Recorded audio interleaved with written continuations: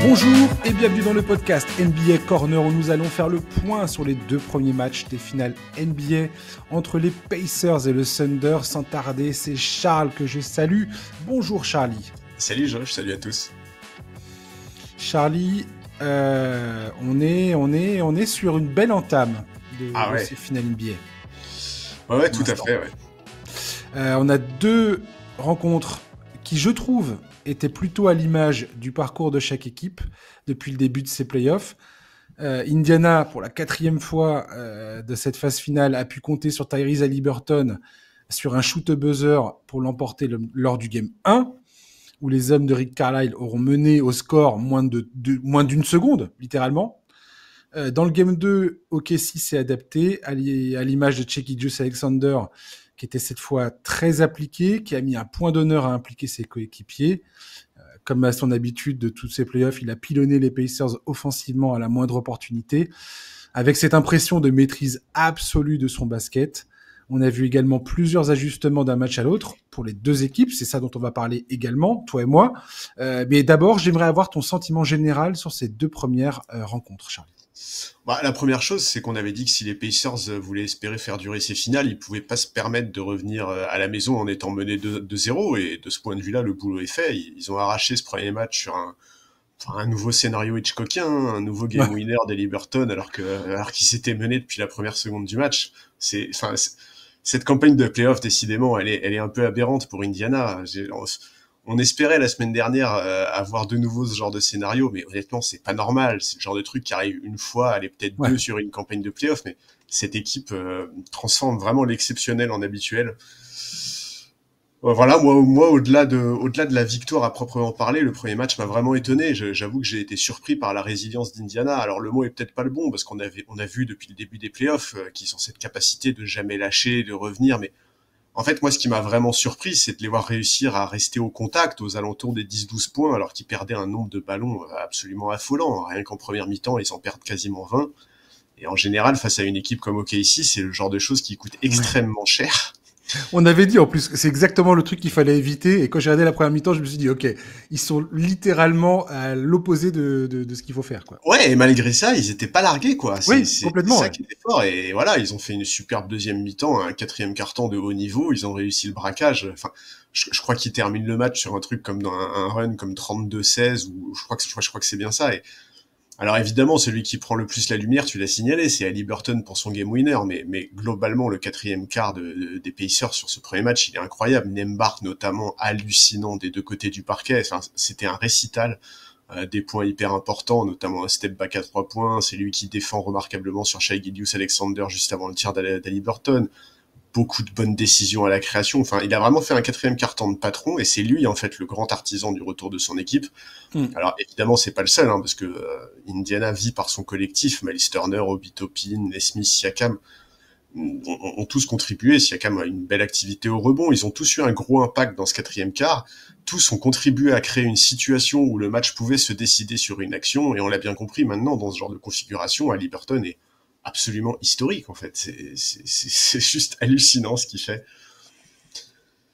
On a eu ensuite la réaction d'OKC, on l'attendait sur le match 2, on l'a eu, et cette fois-ci, il n'y a pas eu photo, même si de nouveau Indiana est monté en puissance au fil du match. Leur deuxième mi-temps est de bien meilleure facture que la première. Et d'ailleurs, cette difficulté à démarrer les matchs, c'est quelque chose qu'Haliburton et Carlisle ont pointé. C'est un très gros problème. Ils peuvent pas se permettre de commencer à jouer alors qu'ils sont déjà distancés. On a vu beaucoup de choses très intéressantes. Tu as parlé des ajustements. Déjà, Daigneault s'était déjà ajusté avant même le début des finales en faisant le choix de se priver d'Hartenstein, comme tu l'avais très bien senti la semaine dernière pour démarrer les matchs. C'est la première fois de ces playoffs qu'il modifie son 5, et c'est aussi la preuve qu'il prend cette équipe d'Indiana très au sérieux. Alors évidemment, c'est aussi circonstanciel. Il estime que cet adversaire-là est plus manœuvrable en jouant plus petit, et qu'avec Cason Wallace, ils peuvent mieux gérer le rythme des Pacers. Mais ça reste intéressant, et il a continué à s'adapter au match 2. Il a redonné des minutes communes à la paire Holmgren-Hartenstein, alors qu'au match 1, je crois qu'ils n'avaient pas eu une seule minute ensemble sur le parquet. Ils ont joué 7 minutes dans le game 1, et ils ont même terminé le game 1 sans aucun pivot sur le terrain. Ouais, 7 minutes en commun sur le game 1, ok, je pensais moins quand même. Ok. Écoute, c'est... En soi, il n'y a pas eu d'énormes ajustements de la part d'OKC entre le premier et le deuxième match. Alors certes, il y a eu quelques petites choses à la marge, mais dans l'absolu, ce match 1, après, mis à part le quatrième quart-temps et le money time mal négocié, il l'avait tellement maîtrisé qu'il n'y avait pas de quoi paniquer et modifier le plan tactique en profondeur. Enfin, je trouve que Denio est excellent dans ses choix, en fait. Le fait de pas paniquer après le premier match perdu et de pas forcer des ajustements peut-être plus importants et probablement superflus, c'est un très bon choix. Ses rotations, pour le moment, sont excellentes. On va voir. Moi, j'ai très très hâte de voir comment ça va se passer sur le match 3 à Indiana, parce que là, la balle est dans le camp de Carlisle. Certes, ils ont récupéré l'avantage du terrain, mais Carlisle voit bien qu'il peut pas continuer comme ce qui s'est passé sur le match 2, c'est pas possible. Il va falloir qu'il fasse des ajustements et j'ai vraiment hâte de voir quel choix il va faire avec son staff, parce que on est qu'au début de ces finales et franchement, on va continuer à se régaler, je pense. Ouais, non, mais t'as raison. Ils ont pas joué. Ils ont pas joué de minutes du tout dans le game 1. T'as raison. Ouais, c'est ça, hein. C'est Moi, tout je les à fait voyais pas ça, ouais. ensemble sur le Non, parquet, non, ouais. non. Ils ont jamais joué ensemble, effectivement. Et ils ont même pas joué. Enfin, il y avait 24 minutes pour Chatham Green, 17 minutes pour Hartenstein. Et Et ils ont alterné, ouais.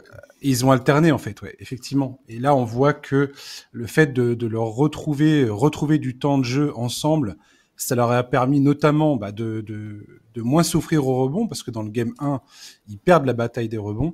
Fait, ouais. 56-39 à l'avantage des Pacers et beaucoup, enfin de 13 rebonds offensifs côté Indiana. Et c'était pas du tout l'histoire pour le coup dans le game 2 puisque c'était 43-35 à l'avantage du Thunder avec 11 rebonds offensifs pour OKC et 7 seulement pour Indiana. Donc ça a totalement modifié la donne. Ça a également totalement changé la physionomie défensivement puisque la défense intérieure était beaucoup plus déjà que la défense intérieure du Thunder, enfin, ça c'est un truc dont je veux parler absolument. Parce que dans les solutions qui s'offrent aux Pacers, et ce que je vais regarder là dans les matchs 3 et 4 qui vont jouer à Indiana, c'est ça, c'est est-ce que les Pacers vont être potentiellement la seule équipe de ces playoffs à réussir à résoudre l'équation de ce que fait OKC dès que tu mets le ballon dans la raquette ou proche de la raquette, tu as une nuée de moustiques, de joueurs qui te sautent dessus. C'est des moustiques en plein soir d'été quand tu es en train de prendre l'apéro sur ta terrasse. Ouais, c'est gros moustique, hein. Ouais, énorme moustique. Ludort, colossal. Un frelon asiatique, le gars. Mais ouais, non, mais c'est clair, c'est le sens. Ouais, c'est là le plus gros problème. Et quand en plus derrière, t'as une défense du cercle qui se fait d'autant plus sentir, ça laisse peu d'options pour Indiana pour se dépatouiller de cette défense, quoi. Et la grosse question que je me pose aujourd'hui, c'est est-ce que Tyrese Haliburton, est-ce que Pascal Siakam, est-ce que le reste de ces Pacers sont en mesure de trouver la solution, c'est-à-dire de scorer à l'intérieur, de trouver des points dans la raquette sans accumuler les ballons perdus, quoi. Bah, Est-ce que c'est une option? Parce que la défense du Thunder est extrêmement ils se mettent à chaque fois, je veux dire, à jour. Enfin, ils ouvrent des solutions à chaque fois. Ce qui est décourageant, et ça on l'a déjà vu face aux Nuggets notamment, parce que les Nuggets avaient, comme Indiana, donné un peu de fil à retordre à cette équipe du Thunder, c'est la rapidité de déplacement de la défense d'OKC qui est absolument irréel. Enfin, c'est du jamais vu. Et ça, je sais pas comment tu fais pour contrer ça, en fait. Je sais pas s'il y a une vraie solution. Et pourtant, c'est ce que vont devoir trouver les Pacers. C'est à partir du moment où ils font cette aide ultra agressive pour essayer de venir taper le ballon en permanence. Tu remarques, dès que le ballon arrive dans les mains d'un joueur, qui est au poste bas, poste haut, proche de la raquette, il y a immédiatement une aide qui arrive pour essayer de taper le ballon alors que le joueur a à peine eu le temps de se saisir de la balle et d'établir une position, d'établir son pied d'appui. On en est là, quoi. Et est-ce que Indiana, c'est à ce moment-là qu'ils vont devoir être capables de prendre une décision rapidement. Et dans le match 2, il y a un moment, tu vois, t'avais le micro là qui était sur Haliburton, je crois. Du moins, on l'entend dire à Siakam, t'inquiète pas, continue d'essayer de faire un seal dans la raquette, d'ancrer ton joueur et de demander le ballon, je vais te donner la balle. Et Siakam, tu vois qu'il le regarde en se disant, ouais, ok, cool mec, mais mais j'y arrive pas, quoi. Ouais, c'est Enfin, la galère. même si tu me donnes la balle, en fait, je sais pas ce qui va se passer. Et tu sens bien que cette espèce de pression monumentale qu'ils mettent sur les porteurs de balles dans la raquette commence à atteindre la psyché des joueurs, quoi. Où ils se demandent, mais est-ce que je fais une passe ou est-ce que je fais pas de passe?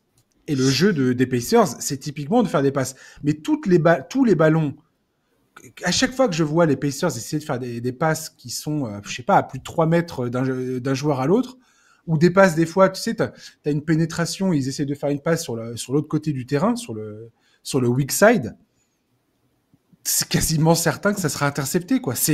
Et c'est horrible parce que ça t'enlève toute velléité d'initiative. Ça te fait tellement cogiter en permanence que ça tue la création, en fait. Ah Et ouais, en fait, ça c'est dur. Miles Turner a une phrase vraiment là-dessus, et en fait, parce que évidemment, le centre du sujet, c'est l'accès au cercle, c'est clair. Oui. Le premier carton du match 2, c'est délirant. Je veux dire, l'accès à la raquette leur était interdit. Il n'y a aucun point inscrit dans cette zone sur tout le premier carton du match 2. Et quand on connaît le jeu des Pacers, c'est un énorme problème. Et ça illustre évidemment à quel point la défense de Casey est remarquable.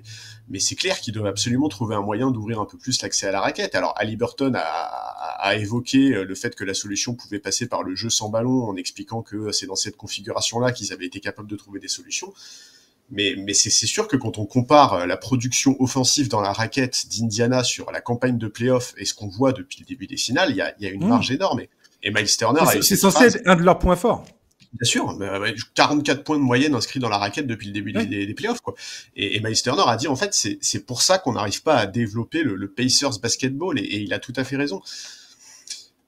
C'est clair. Moi, je pense que les Pacers peuvent mieux faire. Je pense sincèrement qu'il y a des match-ups qui leur sont favorables, notamment via Pascal Siakam, et qu'il est parfois pas servi. Je trouve qu'Haliburton, honnêtement, fait des finales décevantes. C'est un peu masqué. Je peux dire un truc vite fait là-dessus. Vas-y. Pour Siakam, parce que c'est hyper intéressant ce que tu es en train de dire. C'est exactement le même truc que je me dis en regardant ça. Mais tu sais quoi, ce sentiment? J'ai senti exactement la même chose avec Denver, où j'étais en train de me dire, ils sont pas foutus de faire une entry pass, une passe au poste correcte pour lui filer la balle. Qu'est-ce que c'est que ces conneries, quoi? Oui, mais je suis désolé. Et en fait, il y a une partie, je suis désolé, c'est la défense du Thunder, quoi. Certes, mais Denver a pas un créateur comme Haliburton sur les lignes arrière. Je suis désolé. Haliburton doit faire mieux. Alors pourquoi tu penses qu'Haliburton, parce que moi je suis pas d'accord avec ça. Pourquoi tu penses qu'Haliburton fait pas un bon début de série? Déjà, je trouve qu'il manque un peu d'agressivité, notamment dans le match 2. Et vraiment, je pense qu'il y a des situations où il doit absolument servir Siakam, parce que Siakam a des vrais mismatchs sur certaines possessions. Et c'est à Haliburton de faire les bons choix dans ce domaine. Et franchement, ouais, en fait, c'est la clé offensive de son équipe, Haliburton. Ouais, et c'est vrai que sur certaines situations, je trouve qu'il fait pas les bons choix. Alors attention, après, c'est un niveau d'exigence qui est excessivement élevé. Mais en fait, on est obligé d'avoir ce niveau d'exigence excessivement élevé envers Haliburton sur ces finales, parce que c'est le seul moyen pour les Pacers de réussir à créer des failles dans la défense. Alors, on a parlé de ses pertes de balles, mais ces pertes de balles, c'est aussi, je trouve, la conséquence de ses choix. Et ouais, je sais qu'il est très bien défendu, je sais que c'est extrêmement difficile, qu'il est face au défi le plus important de sa carrière, mais moi je suis persuadé qu'il a les qualités pour s'adapter. Je pense que son jeu de passe, sa vision, en fait il doit pas hésiter à lâcher la balle très tôt dans la possession pour ensuite par son jeu sans ballon trouver plus d'opportunités, d'autant plus qu'il a à ses côtés des joueurs capables de prendre le relais à la création, à commencer par Nembhard. Et je suis persuadé que c'est comme ça qu'il se libérera des espaces et qu'il trouvera des voies d'accès, notamment dans la raquette. C'est nécessaire. Et en fait, c'est surtout, pour moi, la seule solution, en fait. C'est exactement ce que j'allais dire. Et c'est ce qui s'est passé à la fin du Game 1, d'ailleurs. C'est que Andrew Nembhard a pris le ballon et a commencé à être quasiment le créateur, le premier créateur sur le parquet.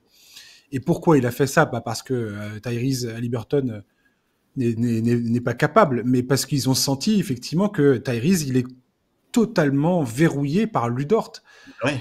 Et je suis désolé, Lu Dort, il fait un travail absolument phénoménal. Et je pense, tu as tout à fait raison là-dessus, je pense qu'effectivement, il va falloir aller chercher côté Indiana à plus installer installer Nembhard à partir du moment où il n'a pas Lu Dort sur le dos, de lui filer plus de ballons pour créer, et à Haliburton d'essayer de le faire jouer plus off the ball avec des mouvements, avec des écrans pour le libérer, pour essayer de lui donner le ballon quand il est lancé. Et d'ailleurs, Denver, c'est exactement ce qu'ils faisaient avec Jokic. Ils essayaient d'abord de commencer l'attaque en lui donnant le ballon pour le faire remonter, mais parce qu'il est pivot, il n'est pas meneur. Donc ça créait un premier mismatch, on va dire, en tout cas un premier ajustement qu'ils obligeaient, qu'ils imposaient à OKC. Là, les Pacers vont devoir probablement essayer de faire jouer à Liberton sans le ballon et de le lancer en fait dans ses attaques pour essayer de créer en second rideau, on va dire, en seconde option après Andrew Nembhard. Mais ça, c'est plus facile à dire qu'à faire puisque encore une fois, la transmission du ballon face à OKC est quand même excessivement compliquée. Se faire des passes est extrêmement douloureux et difficile. Oui, bien sûr. C'est un risque permanent de se faire taper la balle, quoi. Bien sûr, mais c'est la clé du jeu d'Indiana, en fait. Indiana ne pourra espérer dans ses finales qu'en réussissant à jouer son jeu, parce que, en soi, honnêtement, le match 1, ils le prennent parce que ils tirent à plus de 46% à 3 points, les mecs. Alors forcément, quand l'accès à la raquette on va y venir à ça. Ouais. Tu vois, quand l'accès à la raquette est verrouillé, c'est un aspect qui prend une importance primordiale. Alors certes, on pourrait se dire, s'ils arrivent à cumuler l'adresse du match 1 et le fait d'avoir limité les pertes de balles au match 2, ils peuvent gagner, mais c'est trop à espérer, en fait. C'est beaucoup trop à espérer. Et la clé, c'est forcément de réussir à ouvrir un peu plus le chemin vers la raquette, quoi. Complètement. La défense de Casey concède ces tirs-là. En fait, c'est l'équipe, c'est la défense qui concède le plus grand ratio de tirs à 3 points quasiment de toute la ligue sur la saison régulière.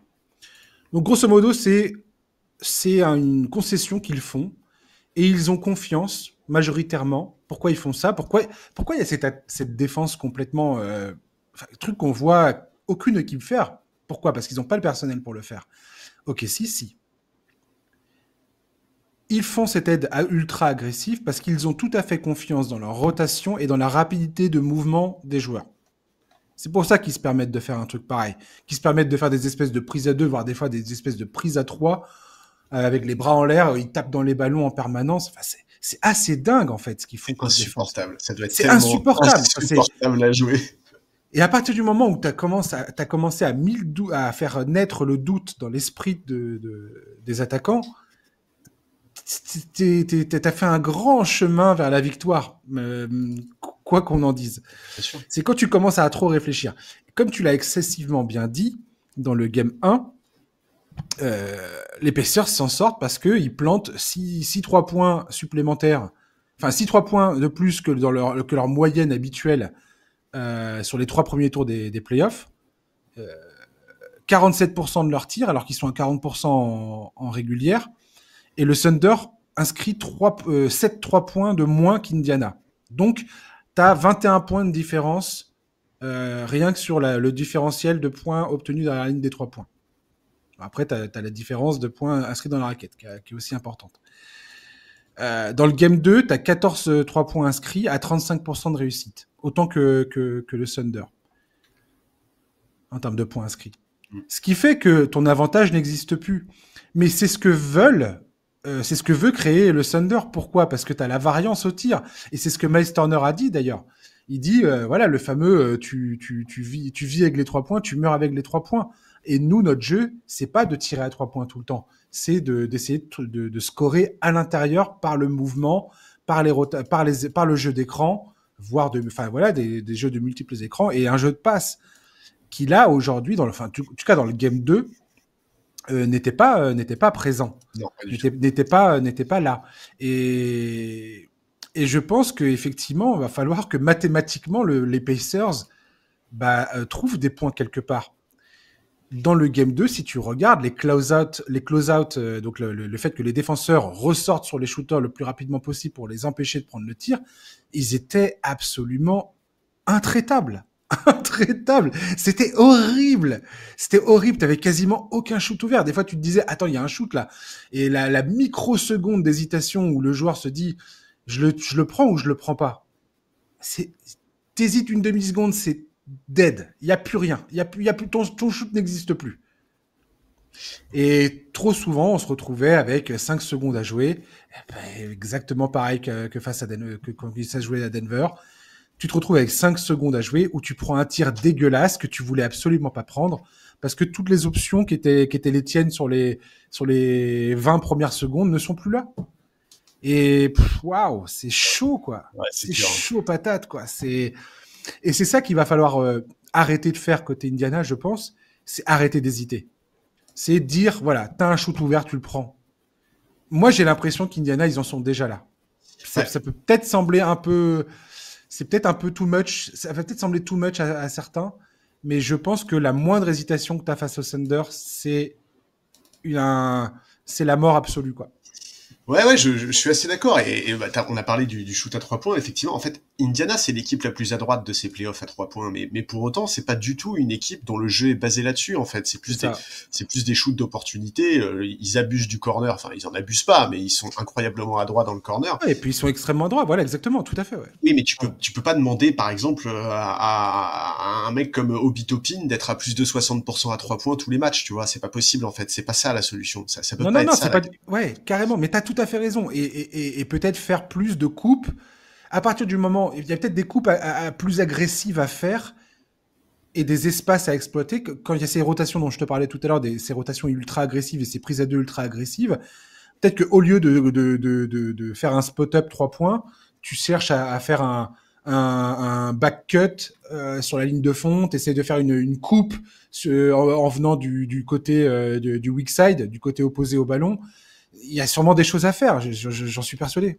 Ouais, c'est ça. Et ouais, voilà, moi je pense que ça passe vraiment aussi beaucoup par Haliburton et voilà, Oui. je sais que j'en parle beaucoup et que j'ai beaucoup d'attentes à son sujet, mais c'est normal, hein, c'est le fer de lance de cette attaque, c'est grâce à sa gestion du tempo qu'Indiana en est là. Et alors il faut pas oublier le scoring, certes, il brille avant tout par sa gestion, mais il est capable de scorer plus que ça. Alors je sais que ça peut paraître un peu étonnant ce que je dis parce que d'habitude on dit beaucoup qu'il faut pas forcer, etc., etc.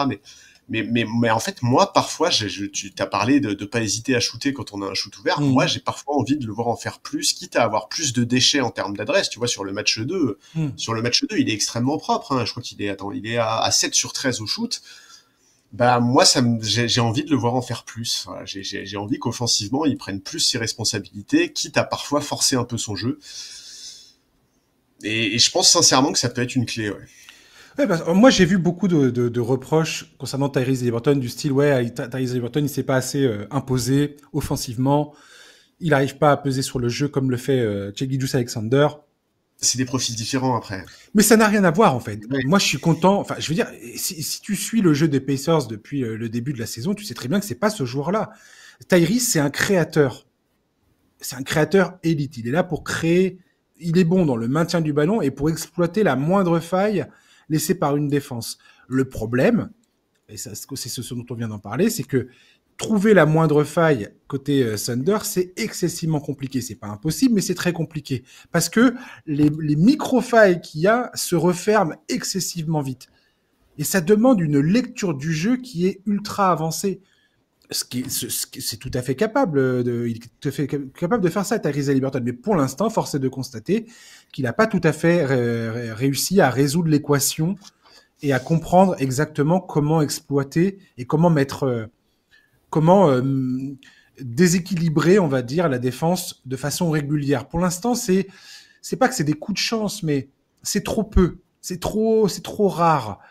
Alors ils y En fait, arrivent c'est avec des profite coups de génie. d'opportunités, mais il n'arrive pas à les créer, ces opportunités. Voilà, exactement, c'est tout à fait ça. Et c'est une grande différence. Pour l'instant, tu sens pas qu'OKC ils sont en difficulté sur certains modes de jeu proposés par les Pacers. C'est juste des ajustements. Et les ajustements, on les a vus au Game 2, ils ont fermé énormément de choses qu'ils ont constatées par rapport au Game 1. Et là, ils ont C'est dit, OK, clair. ce robinet-là, on le ferme, ce robinet-là, on le ferme. Oh, c'est bon, ça passe, quoi. Et notamment, voilà, défense du cercle, matraquage au rebond, et allez-y, essayez de trouver la solution face à ça, quoi. Oui, c'est ça, c'est ça. Et c'est chaud, c'est Ouais, chaud. c'est chaud. Et juste pour en terminer là-dessus, les commentateurs américains, franchement, ils me gaffent, quoi. Ils me gavent à dire, ouais, pourquoi Tyrese, il prend pas... Mais qui veut voir Tyrese Haliburton prendre 25 tirs, alors que d'une, c'est pas son jeu, et que la plupart des tirs qu'il prendrait dans ce contexte-là seraient des tirs ultra contestés, complètement débiles, qui excluraient totalement ses coéquipiers. Enfin, je veux dire, c'est complètement con. Tout le monde ne joue pas comme Shai Gilgeous-Alexander ou comme les mecs là qu'on vénère et qui prennent 40 shoots par match. Faut arrêter un peu ça m'énerve tellement, Charlie. Je suis Non, mais désolé. ça, je suis d'accord. Mais moi, C'est le coup de gueule de la rédaction. Mais... Moi, quand je dis que je veux voir en faire plus, en fait, j'entends pas qu'ils forcent des shoots en isolation ou des trucs comme ça. Moi, c'est aussi pour ça que je parlais du relais de Bart à la création, tu vois. Et je pense sincèrement que par son jeu sans ballon, Tyrese Haliburton pourrait trouver plus de failles que ce qu'il n'en trouve actuellement. Mais après, moi, de toute façon, globalement, on va pas se mentir, on est quand même complètement dans la série qu'on attendait. La domination globale du Thunder, elle est absolument impressionnante. Alors, j'ai pas les chiffres en tête, mais je pense que sur les 2 premiers matchs, t'as parlé du premier match où ils ont mené au score 1 seconde, mais même dans le deuxième, je suis pas sûr qu'ils aient eu le lead. Je sais même pas combien de secondes ils ont eu le lead, mais c'est inférieur à 2 minutes. Et... Bah, au début du premier au premier quart-temps, c'était un peu à toi, à moi, et puis après, une fois qu'ils ont tapé les premiers runs, c'était terminé, quoi. Ouais, c'était un peu à toi, à moi, c'était surtout à toi, hein, parce que il y en a eu peu, quoi, des leads, tu vois. Je crois que le plus gros écart en faveur d'Indiana, ça a été 3 points, quoi, tu vois. Arrête, mais oui, j'essaie d'être un peu optimiste, quoi, vas-y. Non, mais moi, je suis pas du tout ultra pessimiste, hein. J'attends vraiment de voir la suite. Il y a des ajustements à faire. Il y a des ajustements à faire, et de toute façon, enfin, ce match 3, il va être absolument capital. Enfin, moi, je suis persuadé qu'il a une importance colossale. En plus, on a évoqué la stat lors de la série précédente contre les Knicks. Indiana n'a pas connu 2 défaites consécutives depuis le début mars. S'ils arrivent à remporter ce match-là, ils vont mettre la pression à OKC et ils peuvent faire basculer ces finales dans une nouvelle dimension. D'abord parce que, on va pas se mentir, OKC devrait peut-être même mener déjà 2-0. Pour beaucoup, la victoire d'Indiana sur le match inaugural, c'est un accident, c'est un miracle, peu importe le mot, c'est un match qu'ils auraient dû perdre. Dans l'ensemble, sur ces 2 premiers matchs, OKC confirme qu'ils ont un énorme ascendant. Non, mais absolument, ouais. Une vraie victoire sur le match 3, et je dis vraie victoire, je retire pas du tout la victoire lors du match 1. Moi, j'ai adoré le scénario, je suis fan de cette équipe, je trouve ça incroyable, je trouve ça magnifique, mais une victoire dans un match qu'ils auraient vraiment dominé, ou en tout cas dans un match où ils auraient vraiment regardé OKC dans les yeux pendant les 4 quarts temps, je pense sincèrement que ça pourrait avoir un vrai impact. Tout à fait. Et j'aimerais avant qu'on soit un peu plus spécifique sur le Thunder, parce qu'il y a des choses très particulières dont j'aimerais parler du côté Thunder. Bien que, voilà, vu le match 2, ça paraît... C'est dur d'être critique ou de voir certaines choses, mais il y a un truc qui m'a saoulé côté Indiana dans le match 2, c'est leur défense. D'une, j'ai trouvé qu'il y avait beaucoup trop de fois où ils n'étaient pas attentifs. Oui. Ils n'étaient pas attentifs à ce qui se passait. Oui, il y avait trop d'écarts qui étaient laissés entre eux. Alors, j'ai bien compris qu'ils essayent de bloquer les pénétrations de Shai Gilgeous-Alexander, mais souvent ça se faisait aux dépens du space. Enfin, ça laissait beaucoup trop d'espace aux autres joueurs du Thunder. Et ça, toi et moi, on en avait parlé dans le premier match. Avant le premier match. Dans la preview. Je t'avais dit, pour moi, la bonne stratégie, c'est de fermer tout le monde et de laisser Shai Gilgeous-Alexander se dépatouiller en 1 contre 1. Tu défends comme tu peux. De toute façon, tu l'arrêteras pas. Et j'en suis persuadé que c'est ce qu'il faut faire. Et c'est un peu ce qui s'est passé au Game 1, finalement. Les autres joueurs du Thunder n'ont pas trouvé leur rythme, que ce soit Jalen Williams, Chet Holmgren et même les autres. On peut dire à contrario que dans le Game 2, pour le coup, même si Jalen Williams n'a pas été absolument scintillant, Holmgren non plus, il y avait plus une cohésion collective, notamment les Wiggins, les Caruso, qui ont clairement répondu présent offensivement, notamment pour nourrir la marque. Et chez Gilgeous-Alexander, c'est magnifiquement adapté. C'est-à-dire qu'au premier match, le Thunder, ils font très peu de passes en termes de jeu collectif. Passes décisives dans le premier match, c'est 13 passes décisives. Dans le deuxième, ils en font 25. 27 pour Indiana dans le Game 2. Donc, ils sont à kiff-kiff. Alors que dans le Game 1, c'est 24 pour Indiana, 13 pour le Thunder. Donc, grosso modo, ils ont un peu suivi ces stratégies-là. Dans le deuxième match, chez Gilgeous-Alexander, il a dit « Ok, je vais pas commencer sur les chapeaux de roue comme je l'ai fait. Je vais être beaucoup plus attentif au fait d'impliquer mes coéquipiers, peu importe qui c'est. D'ailleurs, le côté Thunder, ils ont cette mentalité-là. C'est pas il faut absolument nourrir tel ou tel joueur. C'est peu importe. Qui est ouvert, prend un tir, qui se démarque, fait du scoring, on s'en fiche.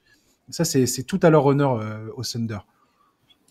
Et ça, pour le coup, dans le Game 2, ça a une vraie différence. Et je le trouve brillant, Shai Gilgeous-Alexander, dans sa façon de gérer les matchs et de s'adapter de rencontre en rencontre. Et ça, sur toute la durée des playoffs.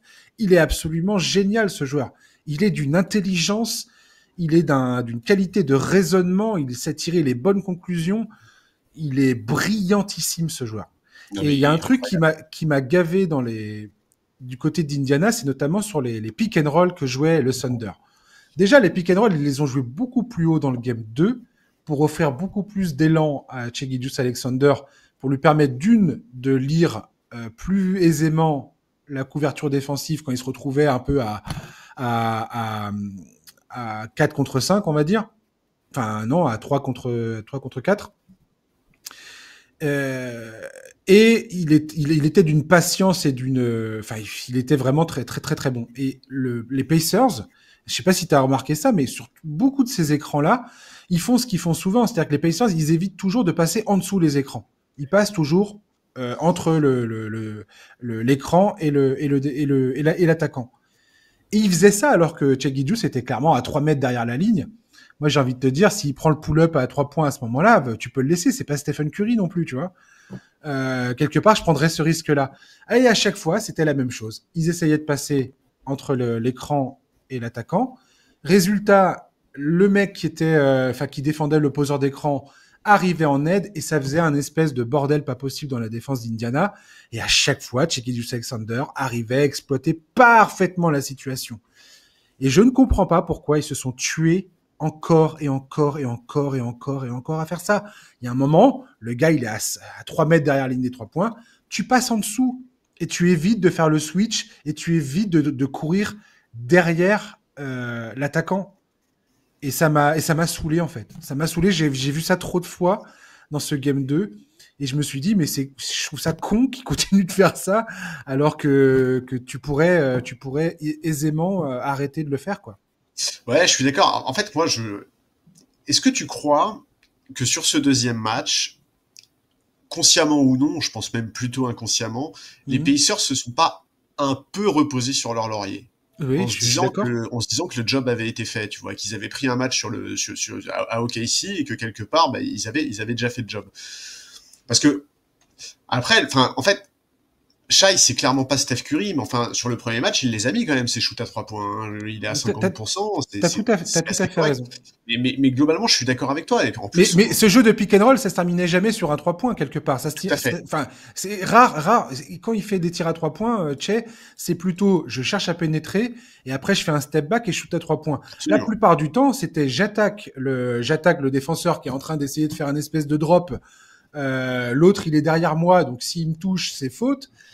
Et Che Gilgeous-Alexander, une fois qu'il t'a mis dans cette espèce de prison de décision que tu es obligé de prendre, et quelque part, il n'y a aucune décision qui est bonne, et ben c'est quasiment mort, quoi. Ils sont forts à ce point-là, ok, si, je suis désolé, Ouais, ils ouais, non, sont mais c'est forts à ça. ce point-là, et enfin, c'est En fait, hyper compliqué, quoi. défensivement, alors déjà, il faut quand même le dire, Shai Gilgeous-Alexander est absolument hallucinant. Ce mec découvre les finales NBA, il est à un niveau qui est, mais on se doutait hein, qu'il allait répondre présent, mais il tient son rang d'une manière hallucinante. Et pourtant, on a vu sur le premier match que Nembhard et Nesmith étaient vraiment capables de le gêner. Hein. En Tout à cumulé fait. face à eux, il est à 5 sur 17 au shoot. Mais Tout à fait. voilà, le mec, il est sur des finales où il tourne à plus de 35 points, 5 rebonds, 5 passes. Il est au lancer franc, c'est un monstre. Il est d'une efficacité hallucinante. Il est sur des playoffs absolument remarquables. Mais on est en train de s'habituer à le voir comme ça. Mais franchement, pour un mec qui découvre les finales, ce qu'il fait, c'est vraiment hallucinant. Et ouais, il faut réussir à trouver le moyen de limiter la casse avec lui, et ça passe très probablement par ce duo Nembhard-Nesmith qui sont capables de le gêner, en tout cas qui ont prouvé qu'ils étaient capables de le gêner. Enfin, en tout cas, c'est les plus à même d'avoir un impact. Oui, mais encore faut-il qu'il soit devant lui et pas derrière lui en train de courir Absolument. après et de pointer du doigt un défenseur lambda en train de dire vas-y mec, dépêche-toi de venir parce que sinon on va se faire allumer Et et oui, que d'où l'importance de passer en SGA dessous. Ouais, finisse par faire la passe aux joueurs démarqués, quoi. ouais, non, mais c'est tout à fait ça. Après, il y a des fois où ils ont réussi hein, à bien défendre. Je pense notamment à une interception de Nembhard où ils font une espèce de blitz après un écran et Nembhard saute sur la passe de Shai Gilgeous et parvient à intercepter le ballon, et c'est une contre-attaque. Je sais plus trop ce qui se passe après, s'ils arrivent à scorer derrière, mais bon, à ce moment-là, le match, il est quasiment plié, quoi. Je crois qu'il fait un lay-up, mais voilà. Et puis il y a autre truc qu'on peut dire sur le match 1 et le match 2, c'est que dans le match 1, tu voyais que Shai Gilgeous-Alexander avait très envie de faire la différence. Il était là dans son jeu d'attaque et tout ça, et qu'à la fin du match, il était assez fatigué. Défensivement, ça se voyait aussi, je trouvais. Il était beaucoup moins lucide sur ses couvertures défensives, et ça, les Pacers l'ont bien exploité. Il y a eu quelques tirs et quelques confusions, de moments de confusion où Shai Gilgeous était directement impliqué en fin de rencontre. Là, si tu regardes dans le match 2, il y a un moment, dans le deuxième quart-temps, je l'ai noté, Shai Gilgeous-Alexander sort, le mec, il reste 5 minutes sur le banc, il revient, le Thunder a augmenté son écart, ils sont à +9. Oui, mais attends. Mais c'est aussi ça, OKC, quoi. Oui, C'est-à-dire que tout d'un coup, t'as leur meilleur joueur MVP qui est sur le banc, et puis ça perd pas pied du tout. Ouais, mais ça aussi, au contraire, ils sont en train de t'appuyer la tête sous l'eau, quoi. Ouais, c'est un truc qu'on avait mentionné pendant la preview, c'est l'apport des bancs, et le banc d'OKC sur le deuxième match, c'est un délire. Alors, on va pas demander à Caruso et à Wiggins de mettre 40 points à eux deux à chaque match, hein. Je crois qu'ils sont à 9 sur 16 à 3 points au cumulé, mais leur impact est tellement important. Et ça, c'est aussi un élément sur le match 1, l'apport du banc d'Indiana était plus marquant. Obi Toppin, notamment, a eu une entame de match un peu compliquée, mais ensuite il a été absolument monstrueux. Et effectivement, ouais, tu l'as dit, sur ce match 2, c'était hallucinant. Hein. On avait l'impression que Shai Gilgeous-Alexander, il pouvait passer 10 minutes sur le banc, que l'écart allait pas diminuer, quoi. C'est un luxe qui est incroyable, mais incroyable. Ouais. Et ça, c'est extrêmement pertinent ce que tu viens de dire, parce que c'est le cœur du. Pour moi, c'est au cœur de la série. Et c'est au cœur de la question que je me pose par la suite. Je vais peut-être vous saouler à reprendre Denver comme écart, mais Denver, ça s'est passé comme ça. Ils ont pris le premier match sur un buzzer beater. Deuxième match, ils se font laminer. Non, mais de toute façon, Denver, ça s'est terminé en 7, hein, cette histoire. Donc, de toute façon, Denver, c'est le meilleur exemple pour les Pacers. C'est exactement une équipe qui a su exploiter le mieux les failles de Casey. La question que je me pose après ce match 2, c'est à quel niveau, alors Caruso, pas trop de doute, mais à quel niveau un mec comme Wiggins te sort encore un match comme ça? Après, à contrario, si t'es fan de Casey, tu peux dire, ouais, mais Josh, dans quelle mesure tu continues de penser que Jalen Williams va manquer la cible comme il le fait depuis l'entame de la série, et que Chet Holmgren, pareil, est mi-figue, mi-raisin, quoi. Tout à fait.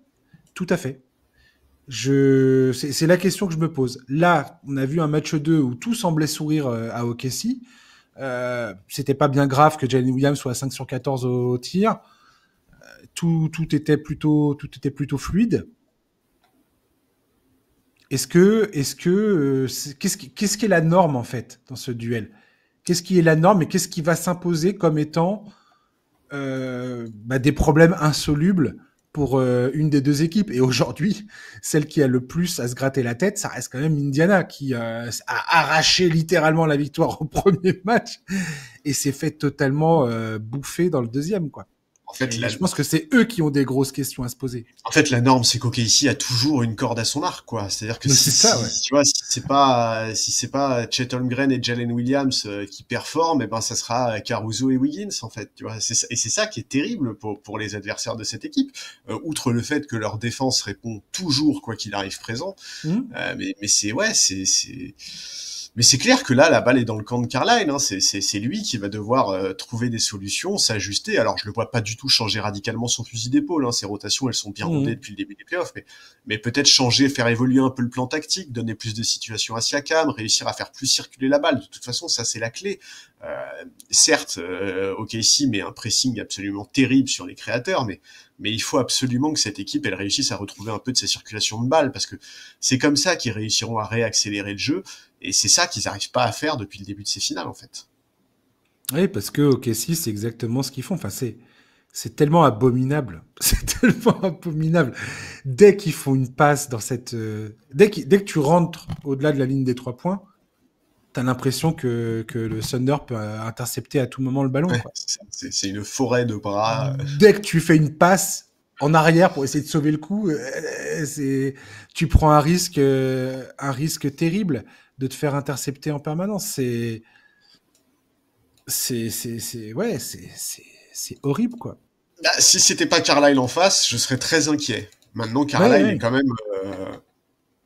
même un sacré génie quand il s'agit de trouver des solutions pour mettre en place des attaques efficaces. Je pense que là, la grosse question pour Carlisle, ça va essayer de... Donc, ils sont passés à 15 touches dans la raquette dans le game 1 à 24, ok, si. Et 33% de leurs tirs inscrits qui provenaient d'une passe décisive. Et dans le game 2, c'était 62,5% des tirs inscrits qui étaient créés par une passe. Autre truc qu'il va falloir régler côté Indiana, c'est qu'ils n'arrivent absolument pas, et ça Indiana le fait très bien aussi pour le coup, tiens, ils l'ont très bien fait dans le game 1 en tout cas, c'est limiter le jeu en contre-attaque. Enfin, ces deux équipes sont en train de se couper totalement du jeu en contre-attaque, et pour moi c'est une des clés pour les Pacers. C'est de retrouver un semblant de jeu en contre-attaque, mais ça ne passe que par une défense qui est capable de créer des ballons perdus, quoi. Ouais, ou d'espérer des shoots ratés, mais. Ah, de les forcer, surtout, en fait. Oui, voilà, enfin, de faire des close-out et tout ça qui soit positif, mais. Ouais, non, mais c'est ça, en fait, c'est. Mais moi, mathématiquement, à part le fait, et c'est là où ça me semble compliqué pour Indiana, très, très compliqué, à part le fait d'avoir un énorme coup de chaud à 3 points, à part cette recette-là, j'ai beaucoup de mal à voir. Si, le jeu en contre-attaque. Mais le jeu en contre-attaque, je vois même pas comment tu arrives à produire ça concrètement, tu vois. Non, mais c'est ça, en fait, de manière un peu caricaturale, il faut qu'ils arrivent à retrouver l'adresse du match 1, notamment dans les corners, et à limiter les pertes de balles comme le match 2, et c'est ça. Mais l'autre solution, c'est de réussir à trouver une troisième voie, et la troisième voie, bah, c'est de réussir à ouvrir l'accès à la raquette. C'est le seul moyen, et bon courage. Bon courage, les gars. C'est horrible. Ouais, mais on le savait, tu vois, en fait, on est vraiment... Franchement, on est vraiment dans ce qu'on attendait de ces finales, quoi. On a un Thunder qui est ultra dominant et une équipe d'Indiana qui a réussi à arracher un match parce que je sais même pas les mots. Juste, ils sont capables de trucs depuis le début de ces playoffs qui sont anormaux, en fait. Ils ont réussi à normaliser l'extraordinaire. Ouais, ils ont réussi. Enfin, Daigneault, il est tellement malin. Tu vois qu'à chaque fois, il mettait soit Hartenstein, soit Lundgren quand tu avais Miles Turner sur le terrain. Et dès que Carlisle sortait Miles Turner, il passait sur le double big et il enfonçait le truc à la folie parce qu'il sait très bien que Mark Bryant n'est pas trop capable de faire le truc. Est-ce que le retour de potentiel de Jarvis Walker peut changer quelque chose côté Pacers? Je sais pas. Est-ce que... Comment contrer cette stratégie? Est-ce que Mark Daigneault a réussi à sortir totalement Mark Bryant de... Parce que Mark Bryant, s'il n'inscrit pas de 3 points, il sert quasiment à rien, quoi. Là, il se te fait totalement bouffer dans le game 2, quoi. Ouais. Non, je suis pas sûr que le retour de Jarvis Walker puisse tout changer. Ça sera une arme supplémentaire, mais parce que là, il est quoi? On sait pas encore. Il est en day-to-day. On sait pas encore s'il sera disponible. Ah, écoute. Non, en tout cas, ce qui est sûr, c'est quoi? Daigneault fait des playoffs absolument incroyables et pour le moment, il se trompe absolument pas dans ses choix. Hein. C'est drôle parce il a fait des erreurs. Il a fait des erreurs de gestion de fin de match et tout ça. Enfin, Dieu sait que tout le monde l'a repris en disant ouais, s'il a décidé ce que tu fais. C'est normal, tu vois. Enfin, oui, non, mais bien sûr. Mais grosso modo, je trouve qu'il a toujours su, comme Shai Gilgeous-Alexander d'ailleurs, ces deux-là ont toujours su s'adapter et puis pas un peu, quoi. C'est-à-dire que tu as l'impression qu'ils ont que la réponse qu'ils apportent, ça met fin au débat, quoi. Mais c'est marrant parce que du coup, tu vois, cette situation, c'est un peu David contre Goliath. Je trouve ça trop marrant de voir les réactions qu'il y a de la part des spectateurs et des fans NBA sur ces finales. J'ai l'impression que cette équipe d'Indiana, elle a jamais été autant aimée que depuis qu'elle est en finale contre OKC. Tu vois, la victoire au Game 1, notamment, outre le fait qu'elle ait fini de convaincre les derniers sceptiques de la qualité de cette équipe, elle a créé une espèce de vent de sympathie pour Indiana, qui est quand même une des équipes les plus agréables à avoir joué et qui vit en plus un parcours de playoff complètement hors norme. Il y a vraiment un côté, tu vois, le petit contre le géant, il y a un côté belle histoire. Ouais. Moi, je suis trop content parce que je trouve que cette équipe, elle a trop longtemps été boudée, pas dans le sens mal aimé, mais plus dans le sens peu considéré. Alors que franchement, c'est une équipe qui est tellement fun à suivre. C'est Grave. trop bien. Et d'ailleurs, quand je vois là tous ces gens qui se gaussent en disant ah c'est les finales les moins suivies depuis On s'en fout. je sais pas combien de temps, mais qu'est-ce qu'on en a à secouer, sérieux quoi. Franchement, tant pis pour ceux qui ratent ça. Hein. Non mais en fait, ce que je comprends pas, c'est que ouais, on veut voir des stars, on veut voir des gros clubs et tout ça, on fait des grosses équipes. Mais je sais pas, moi non. Moi non. J'ai envie de voir du beau basket, en fait, du beau jeu. Et là, je trouve que, comme on en discute toi et moi depuis la preview, on est face à deux styles d'équipes qui jouent un jeu très, très différent. D'un côté, on a le Thunder qui est ultra défensif avec un soliste magnifique en la personne de Shai Gilgeous-Alexander qui provoque des fautes, ce qui énerve beaucoup de gens et qui n'aiment pas et qui n'apprécient pas ce genre de jeu. De l'autre côté, tu as vraiment une machine offensive incroyable avec Tyrese Haliburton en créateur absolu. Avec voilà un jeu de passe, des écrans et tout ça, c'est beau, c'est magnifique. Et on verra bien comment ça va se passer. Mais effectivement, Ouais, après, le Thunder, ils sont clairement énormément favoris. non, et puis attends, je suis désolé, mais si vous voulez des C'est stars, cool, les quoi. gars, regardez chez Gilgeous-Alexander. On parle d'un mec qui Oui, tourne à voilà, 36 ouais. points contre bon 5 passes en finale NBA, en fait. Qu'est-ce que c'est si c'est pas une star, ça? Genre, qu'est-ce que c'est si c'est pas une superstar, un des meilleurs joueurs de la ligue, et un mec qui est en train de s'installer pour encore des années comme un monstre absolu. Je dirais, il a quoi? Il a 26 ans. Waouh, vraiment, ça fait flipper pour la suite. Shai Gilgeous-Alexander est devenu un joueur absolument phénoménal. Personnellement, je suis persuadé que la NBA devrait mettre en valeur beaucoup plus qu'elle ne le fait. Alors, ça tient aussi dans les commentateurs, notamment aux US, qui passent leur temps à dire c'était mieux avant, et qui, quelque part, en plus, racontent des histoires qui n'existent pas. Enfin, je veux dire, il y a un moment, c'est totalement inventé, c'est totalement porté par la nostalgie. Oui, c'est la Et maladie de la nostalgie, c'est si sûr. tu retournes dans le contexte de l'époque, tu te rends compte que ce qu'ils sont en train de raconter, c'est quand même loin de la vérité absolue, quoi. Bah, Et écoute, oui. la NBA, je trouve, a quand même, avec sa relation avec les médias, a quand même des grosses difficultés à mettre en valeur le nombre incalculable de jeunes talents qu'ils ont dans la ligue. Et parfois, ils le font de manière assez caricaturale quand ils le font. Donc, je sais pas. Je trouve même que ces Je derniers trouve temps, ça la décevant. NBA, je trouve même que ces derniers temps, la NBA a du mal à mettre en valeur son produit, tout simplement, en fait. Oui, Et tu complètement. vois, Ouais. moi qui ai commencé à suivre la NBA et à me passionner pour la NBA dans les années 2000, bah, je suis désolé, mais je prends beaucoup plus mon pied en regardant les matchs aujourd'hui que dans les années 2000, en fait. Vraiment.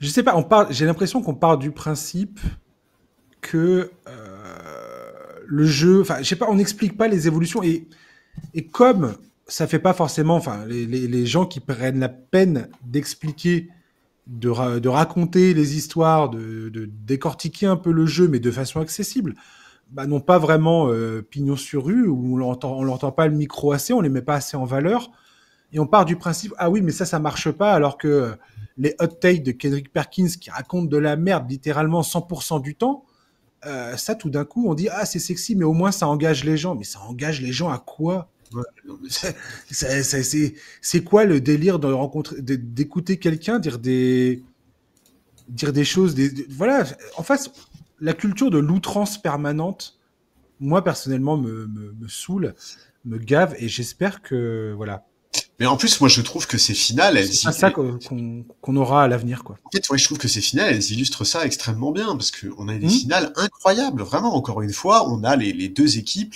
on a les deux meilleures équipes de la conférence, enfin, la meilleure de la conférence Ouest et la meilleure de la conférence Est, et on a des équipes qui sont incroyablement sous-estimées par le grand public. Alors, tout le monde sait que OKC est très fort, mais mais comment tu peux dire aujourd'hui on veut des stars alors que mais il y a plein de stars sur le parquet en fait. Alors comment vous comptabilisez les stars? C'est quoi? C'est le nombre de followers sur les réseaux sociaux? Mais qu'est-ce qu'on en a à foutre de ça? Vas-y. Non, mais Indiana, c'est l'illustration parfaite de ça. Il y a que des mecs dans cette équipe. Si tu demandes aux fans NBA de faire, je sais pas moi, un top 10 par poste, je suis même pas sûr qu'il y ait 2 joueurs des Pacers qui soient dans la liste, en fait. Un mec comme Nembhard, toi et moi, on n'est pas objectif sur lui, parce qu'on l'adore, mais quel monstre ce mec est, à quel point il est précieux pour son équipe. Si on regarde pas Indiana, c'est dur de s'en rendre compte de tout ce qu'il apporte, parce que c'est pas un joueur très médiatisé, c'est pas un mec qui est mis en avant par ses highlights, mais qu'est-ce qu'il est fort.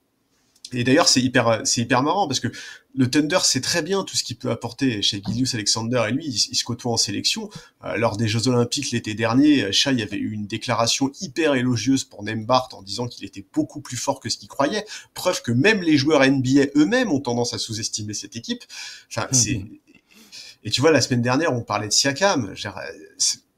Moi, je n'ai jamais entendu le nom de Siakam mentionné par personne quand on parle des meilleurs joueurs à son poste. Alors que qu'est-ce qu'il est fort, ce mec, sa maîtrise des fondamentaux, elle est incroyable. Enfin ouais, ça a un côté frustrant, mais moi je vais te dire, franchement, tant pis pour ceux qui boudent leur plaisir, tant pis pour ceux qui regardent pas cette finale, parce qu'elle est vraiment cool, cette finale, vraiment très cool. Prenons l'exemple, tu sais, il y a un exemple très simple. Prenons Tyrese Haliburton, ce qu'il fait depuis plusieurs mois, et même arrêtons-nous à ce qu'il fait depuis le début des playoffs. Dans une logique médiatique où on encense les joueurs clutch, machin, tout le monde est tombé sur LeBron James au début de sa carrière en disant ouais, il est pas clutch, ouais, il a pas l'instinct du tueur, machin, tout ça. Ouais, regardez Kobe Bryant, regardez Michael Jordan, et ils ont marqué des buzzer beaters, et hop, c'est la victoire, ouais, incroyable et tout. Tyrese Haliburton vient de faire un truc que personne n'a jamais fait.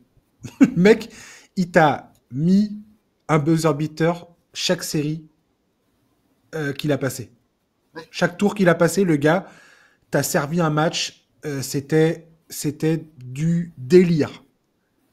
On devrait être tous en train d'encenser, et c'est ce qu'on essaie de faire dans ce podcast pour le coup, on devrait être tous en train de se dire, mais c'est un des trucs les plus fous et géniaux qu'on ait jamais vu de notre vie de fan. Moi, clairement, c'est le cas. Quand je regarde cette équipe d'Indiana, je me dis, cette équipe restera à jamais dans l'histoire, comme qu'ils perdent cette finale ou pas, enfin, on verra bien comment ça se terminera, mais même s'ils perdent, ça restera un des parcours les plus fascinants que j'ai jamais vu de ma vie de fan, quoi. Très sincèrement. Et Tyrese Haliburton, il a peut-être pas la gueule de l'emploi, il a peut-être pas la gueule que tu mets sur un t-shirt, sur un poster ou je ne sais quoi, mais excusez-moi, mais il y a un moment, le gars est d'une efficacité absolument dingue sur les moments clutch. Qu'est-ce qu'on demande si ce n'est des joueurs comme ça? On est tous fans de ça. Je pensais qu'on était tous d'accord avec ça. Pourquoi on n'est pas là en train de se dire, mais Tyrese Haliburton, mais c'est absolument, c'est en fait génial, incroyable, waouh. C'est inexplicable de voir les mêmes gens qui célèbrent le fait que Jalen Brunson soit un monstre de clutch ignorer complètement ce que fait Haliburton.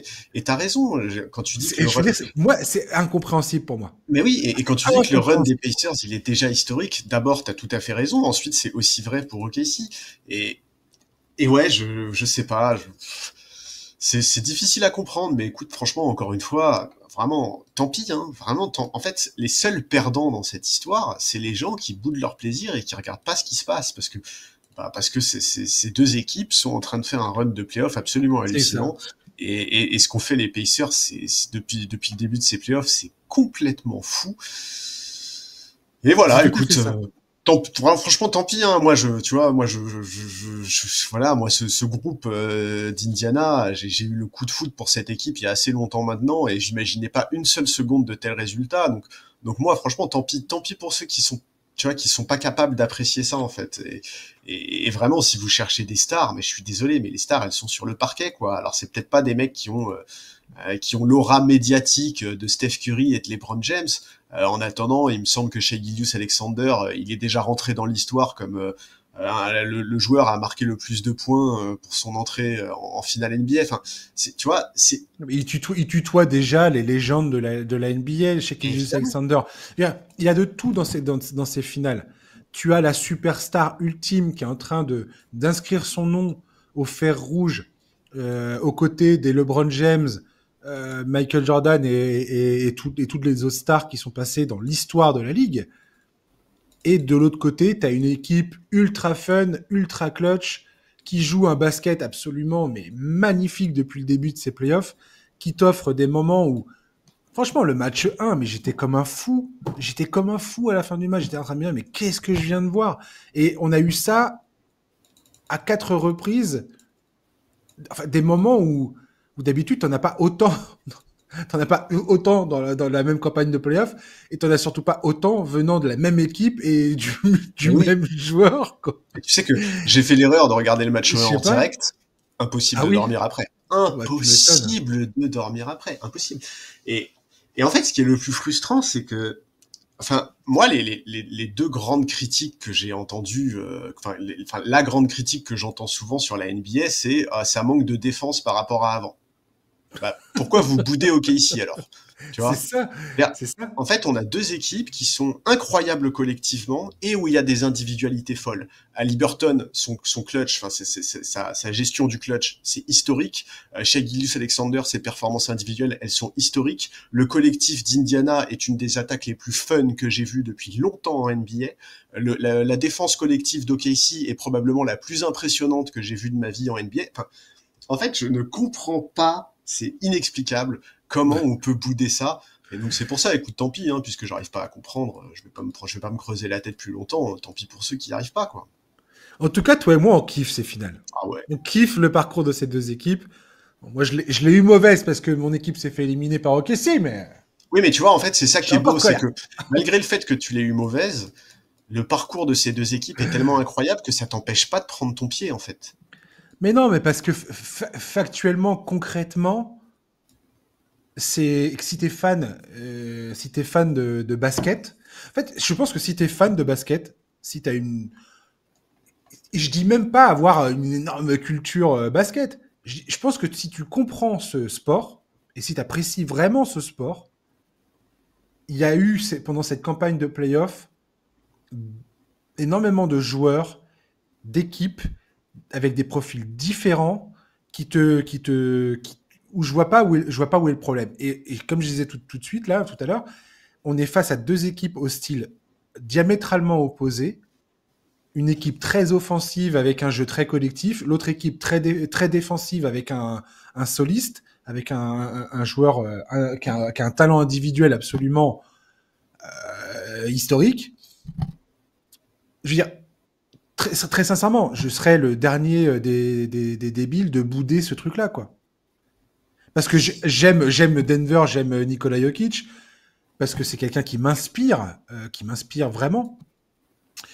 Mais quand je regarde ce parcours, le parcours de ces deux équipes, et quand je vois le talent évident que j'ai en face de moi, quand je regarde ces matchs, je suis incapable de dire c'est nul, ça m'intéresse pas, quoi. Je sais pas. Non mais avec en plus les scénarios qu'on a, non mais c'est clair, c'est fou. Et voilà, tu vois, ça fait écho à la discussion qu'on avait eue toi et moi en privé il y a une dizaine de jours en fait. Si Carlisle et ses Pacers arrivent à prendre ce titre-là, moi c'est immédiatement sur les podiums des titres les plus incroyables que j'ai vus depuis que je commence à suivre la NBA. Il faudra commencer à éplucher les livres d'histoire pour essayer de trouver un truc plus fou que ça, ouais. Moi, je vais me contenter de la période que j'ai suivie, tu vois. Et sur la période que j'ai suivie, franchement, des titres aussi marquants que ça, il y en aurait peu. Si les Pacers, 4e à l'Est, tapent le Thunder avec 66 victoires et puis avec les scénarios qu'on a eu, quoi. Avec des différentiels de points où c'est du jamais vu, une défense jamais vue, où les gars sont là à tutoyer les équipes les plus dominantes qu'on ait jamais vues. Je veux dire, et le Thunder, c'est ça, quoi. Donc ça, on en a déjà parlé, donc bon. Ouais. Non, écoute, franchement, quelle finale. Ouais. On verra. Vivement le match 3. Là. Ouais, voilà, vivement ce match 3 qui se joue quoi? Alors ça se joue comment là, la suite là? C'est mercredi, je crois, le match. On regarde le planning. Ça se joue mercredi, dans la nuit de mercredi à jeudi. Ensuite, match 4 dans la nuit de vendredi à samedi. Ouais. Donc potentiellement, il y aura un autre numéro du podcast dimanche au plus tard. Okay. Et ensuite, ça sera dans la nuit de lundi, s'il y y aura un Game 5, c'est sûr. Dans la nuit de lundi à mardi. Donc à partir de là, on commencera à voir où on en sera et qu'est-ce qui se passera. Déjà dimanche prochain, on fera le bilan et on verra où on en est. Et voilà, si c'est 3-1, ok, si, bon. Tu crois, toi, qu'Indiana prenne le 3e ou pas? Non. Très sincèrement, le 3e, oui. Je pense que ça, je l'ai pas dit, ça c'est dans mes notes.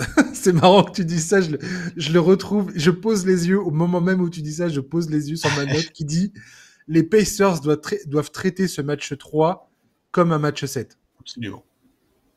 Absolument, ouais, je suis d'accord. Tu dois absolument jouer avec l'énergie du désespoir absolu cette rencontre. En tout cas, tu peux pas te permettre de commencer le match comme tu as commencé les 2 premiers. Et tu veux que je te dise, j'irai même plus loin. Et c'est pour ça que la probabilité que le Pacers s'en sorte dans ces finales sont quand même... Et voilà, on est un peu sur le même de Jim Carrey dans Dumb and Dumber qui dit mais tu me dis qu'il y a quand même une chance. Tu vois, on est sur ce truc-là, quoi. On est vraiment sur ce truc-là. Pour moi, Indiana doit absolument remporter les 2 matchs à la maison. Ah ouais, les 2. Et rien que là, c'est très simple. Soit les Pacers, pour moi, gagnent ces finales en 6 avec 3-1, 3-2, tu perds à OKC, 4-2, tu gagnes à la maison. Très simple. Si tu lâches un seul match à domicile, c'est perdu pour moi. Ok, ouais, je comprends. Je vois même pas comment c'est possible que... Alors, je dis ça, pas de blessure, surtout pas. Ah ouais, non. Voilà. Tu l'as dit l'autre fois, je le redis aujourd'hui.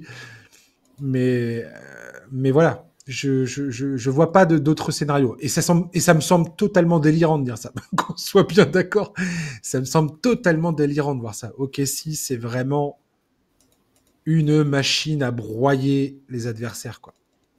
Ouais, c'est une équipe qui est programmée pour le titre, en fait, vraiment. Hein. C'est ça, exactement. Le recrutement a été fait pour ça, et franchement, je suis désolé, mais quand tu vois Caruso, tu comprends que le mec est en mission, en fait, hein, vraiment. Hein, tu comprends qu'il est arrivé là pour gagner le titre, et qu'il est là pour gagner le titre pour de vrai, en fait. Il y a pas de doute. Hein. Ouais, c'est l'adaptateur ultime, Caruso. Ah ouais, c'est un monstre. Sur n'importe quel match-up, on l'a vu face à Denver, on le voit là encore, n'importe quel match-up, n'importe quel délire que tu as envie de mettre en place avec lui, tu peux le mettre n'importe où.